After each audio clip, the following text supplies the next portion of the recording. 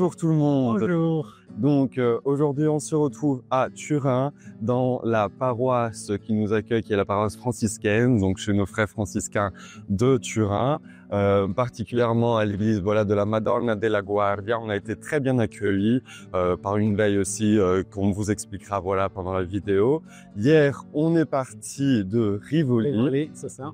On est parti de Rivoli après une véritable expérience d'accueil magnifique d'une famille qui nous a ouvert les portes de leur maison et on devait commencer comme ça. Après, ça s'est transformé à un dîner et tout. Donc, ça a été une expérience magnifique. Et de là, on est parti pour notre étape, qui est une étape aussi un peu importante parce que c'était la dernière de beaucoup d'entre nous, parce qu'un gros groupe d'entre nous repartira vers Padoue, se détachera. Donc l'équipe qu'on avait de plus ou moins 18 personnes pendant une semaine va se rétrécir pendant quelques temps. Donc a été une étape aussi un peu de tristesse, mais de joie aussi et d'intensité de vivre cette étape. Donc l'étape a été assez courte jusqu'à Turin, plus ou moins 8 km, assez facile. Et une étape qu'on s'attendait un peu plus facile s'est transformée à une étape de beaucoup de découvertes, parce qu'on a passé toute la journée à Turin. Et là, on devait visiter la cathédrale pour la voir, mais on a trouvé les funérailles de l'archevêque émérite. On n'a pas pu, ce qui nous a porté à voir l'église de Saint-Jean Bosco, Don Bosco. Et donc, on a pu découvrir le saint, on va dire. On s'attendait pas de découvrir hier. Donc, je sais pas qu'est-ce que cela a représenté pour toi, mais ça a été une découverte, on va dire, intense aussi. Oui, tout à fait. On a visité les sanctuaires de Marie Auxiliatrice, où il y a le corps de Don Bosco. Et après, on est aussi allé à l'église franciscaine, où Don Bosco a célébré sa première messe.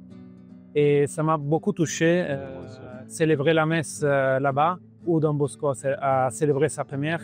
Ouais. Et voilà, et on a trouvé du coup un lien entre les franciscains et Don Bosco finalement. Oui, c'est vrai.